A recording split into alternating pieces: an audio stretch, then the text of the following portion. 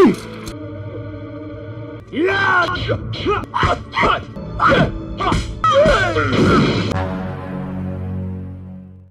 teman-teman, kembali lagi bersama saya di Antimi Film. Kali ini saya akan menceritakan sebuah film berjudul Story of Ricky yang dirilis pada tahun 1991. Film ini menceritakan tentang seorang pemuda yang sangat ahli dalam bela diri yang berusaha menuntaskan kekejaman di dalam penjara. So, bagaimana alur cerita selengkapnya? Jadi tanpa berlama-lama lagi langsung saja kita ke alur ceritanya. Film diawali dengan memperlihatkan sebuah bis yang sedang membawa para tahanan. Kemudian kita akan diperkenalkan kepada seorang pria bernama Ricky, sang pemeran utama yang akan menuntaskan semua kekejaman di dalam penjara ini. Dan diketahui kalau penyebab Ricky ini harus dipenjara, karena ia telah menghabisi orang yang akan memperkaos pacarnya sampai meninggal. Tak lama setelah itu, saat Ricky hendak masuk, tiba-tiba alat pendeteksi berbunyi, yang padahal Ricky tidak membawa apa-apa. Lalu saat sipir memeriksanya, ternyata ada beberapa peluru yang bersarang di dalam tubuh Ricky. Kemudian sipir pun bertanya, kenapa Ricky tidak mengeluarkan peluru itu dari dalam tubuhnya. Namun saat itu Ricky menjawab, kalau ia sengaja tidak mengeluarkannya sebagai kenang-kenangan saja. Keesokan harinya saat pagi hari, terlihat seorang pria tua yang sedang menggosok gigi di kamar mandi lapas. Tiba-tiba ia didatangi oleh seorang pria besar bernama Samuel, yang secara langsung melemparkan pria tua itu. Dan diketahui kalau pria tua tersebut akan bebas dalam beberapa hari lagi, namun para napi lainnya sering menghajarnya. Sampai tak lama setelah itu tiba-tiba saja Ricky muncul, dan menyenggol Samuel sehingga membuat Samuel terjatuh. Sementara anak buah Samuel yang berusaha menghajar Ricky, seketika saja mengurungkan niatnya setelah melihat wajah Ricky yang penuh murka.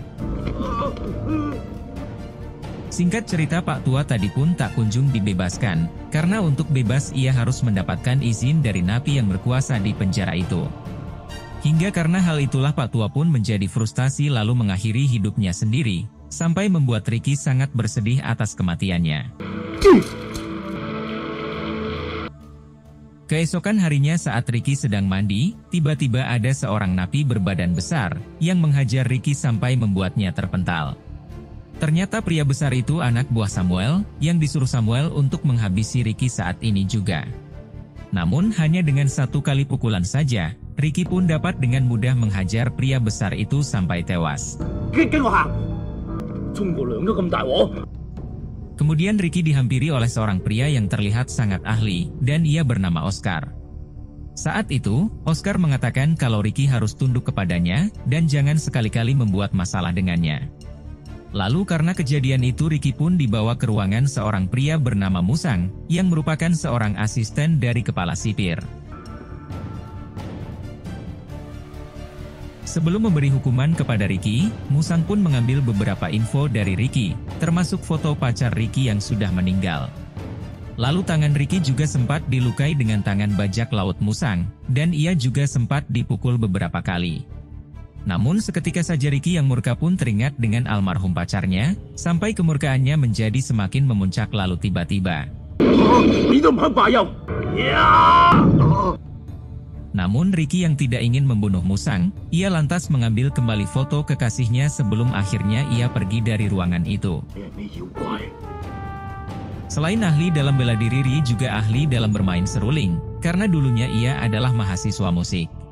Lalu keesokan harinya terlihat Musang yang menyuruh Oscar untuk membunuh Ricky saat ini juga. Sementara di sisi lain setelah Samuel meninggal, terlihat anak buah Samuel yang bernama Rocky hampir dibunuh oleh para napi lainnya untuk membalaskan dendam mereka. Dan salah satu dari mereka yang bernama Andrew, ia sangat berambisi untuk menghabisi Rocky karena dendamnya itu sudah tak bisa ditahan lagi. Namun saat itu mereka dihampiri oleh Oscar, yang saat itu mengatakan kalau yang berhak menghukum di sektor utara adalah dirinya. Sampai karena mereka melawan dan membantah perkataan Oscar, tiba-tiba Oscar pun menghabisi Andrew di depan para napi lainnya. Oh yeah. Kemudian Oscar pun membawa napi itu ke lapangan, dengan tujuan untuk memancing Ricky untuk menyelamatkannya. Sementara Ricky yang memang berniat ingin menghentikan semua kekejaman di lapas ini, ia pun terpancing sampai pertarungan pun terjadi.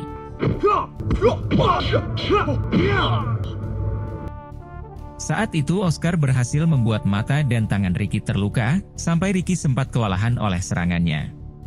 Namun sesaat setelah semua itu murka Ricky pun memuncak, sampai ia berhasil mengalahkan Oscar sampai tewas seketika. Kemudian para napi yang marah atas perbuatan Oscar, mereka berniat dan mencoba menyerang Musang. Namun tiba-tiba saja muncul 3 orang terkuat pemimpin sektor yang menghentikan mereka. Dan diketahui kalau para pemimpin itu bernama Logan sang ketua dari sektor barat, Tarzan ketua dari sektor timur, dan yang terakhir adalah Dragon ketua dari sektor selatan.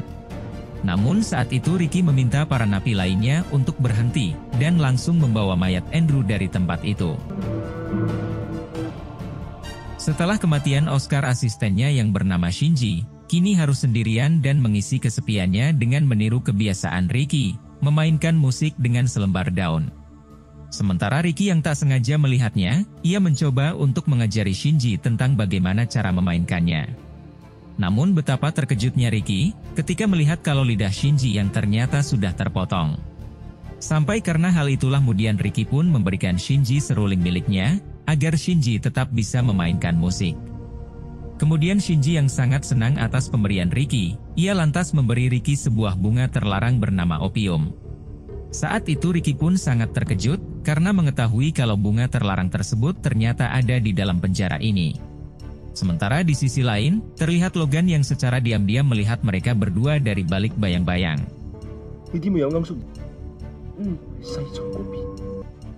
Tak lama setelah itu Shinji pun dipanggil oleh 3 penguasa, untuk dihukum karena ia telah membocorkan rahasia ladang opium kepada Ricky. Lalu mereka menyuruh Shinji untuk menghabisi Ricky sekarang juga, atau jika tidak maka Shinji akan dihukum dengan sadas. Namun saat itu Shinji tak mau melakukannya, sehingga para penguasa sektor menyiksa Shinji sampai tewas mengenaskan. Setelah mengetahui kalau Shinji telah disiksa sampai terbujur kaku, Ricky pun sangat sedih sekaligus murka kepada orang yang telah membunuh Shinji.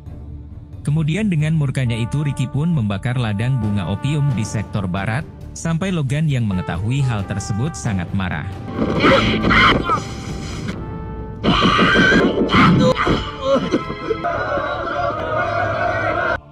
Di tengah pertarungan tiba-tiba saja Dragon datang untuk membantu Logan menghabisi Ricky. Sampai ketika Ricky terpojok dan akan dihabisi, tiba-tiba Tarzan datang lalu membawa pergi Ricky dengan alasan kalau ia ingin berduel 1 lawan 1 dengan Ricky. Kemudian Ricky dibawa ke sebuah ruangan, lalu mereka pun berduel di dalam ruangan itu. Namun tiba-tiba saja banyak cairan semen yang sengaja dimasukkan ke dalam ruangan, yang membuat Ricky dan Tarzan harus tenggelam dalam semen itu. Dan hal tersebut sengaja dilakukan oleh mereka semua, agar mereka bisa menghabisi Ricky dengan mudah. Ricky yang memang begitu kuat dan sangat memahami situasi seperti itu, ia pun akhirnya bisa lolos sambil menyelamatkan Tarzan. Meskipun pada akhirnya upaya tersebut harus terhenti, karena semen yang menyelimuti Ricky segera mengeras dan membuatnya tidak bisa bergerak lagi. Singkat cerita kini ketua sipir pun datang, dengan anak kesayangannya yang kegantengannya tak terkalahkan.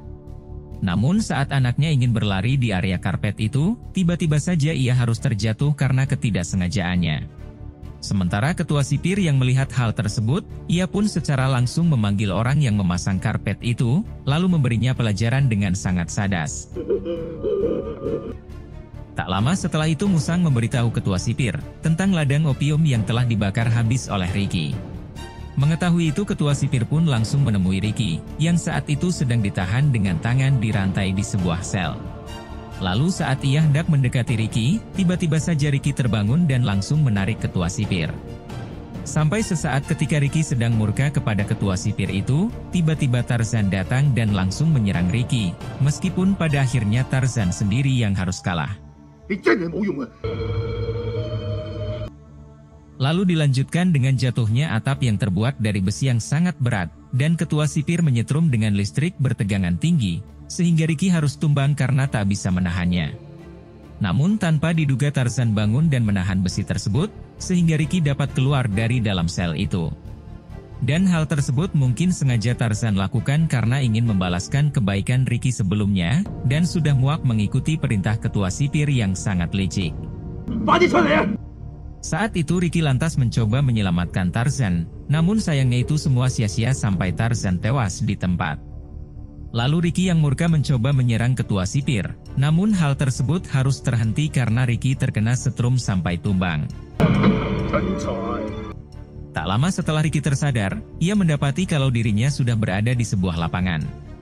Saat itu, ketua sipir akan mengubur Ricky secara hidup-hidup, dan jika Ricky bisa bertahan sampai 7 hari maka ketua sipir akan membebaskannya.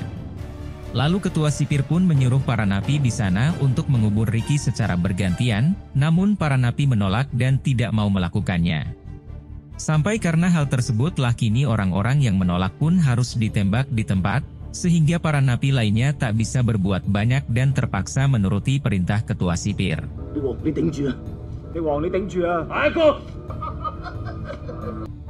Hari demi hari pun terus berganti dan Ricky masih berada di bawah tanah, dengan keadaan yang masih hidup. Setiap malamnya para napi mendengar suara seruling Ricky, yang menandakan bahwa Ricky masih hidup dan bertahan. Singkat cerita kini 7 hari pun telah berlalu, dan tibalah waktunya Ricky akan dikeluarkan dari sana.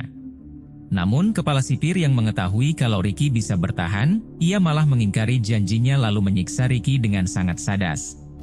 Setelah banyak hal yang dilaluinya, kini Ricky pun sangat lemas, tidak berdaya karena berbagai siksaan telah ia dapatkan. Lalu terlihat seorang napi bernama Freddy yang perhatian kepada Ricky, dan memberikan makanan kepada Ricky secara diam-diam. Namun sayangnya aksinya itu diketahui oleh Rocky, sehingga Freddy harus ditangkap dan dibunuh saat itu juga. Tak lama setelah itu saat Musang dan Rocky mengecek kamar Ricky, ia melihat kalau Ricky sudah tidak ada di dalam kamar selnya. Ternyata saat itu Ricky berada di atas atap, dan ia pun langsung membunuh Rocky dan menghajar Musang sehingga Ricky dapat bebas. Kemudian terjadilah kerusuhan di sel tahanan, yang sengaja mereka lakukan untuk melawan kekejaman dari ketua sipir. Setelah itu Ricky pun akhirnya bertemu dengan ketua sipir, namun saat itu ketua sipir langsung menghabisi Musang, karena menurutnya ia sudah tidak berguna lagi. Lalu di saat yang bersamaan datanglah Logan dan Dragon, meskipun pada akhirnya mereka berdua harus kalah oleh Ricky.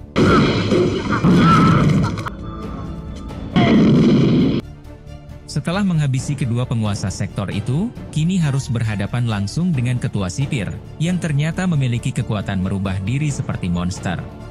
Saat itu Ricky sempat kewalahan, menghadapi ketua sipir yang membabi buta dan murka kepada Ricky. Namun dengan kecerdikannya Ricky pun berhasil mengatasinya, dan melemparkannya ke dalam penggilingan daging, sampai membuatnya tewas saat itu juga.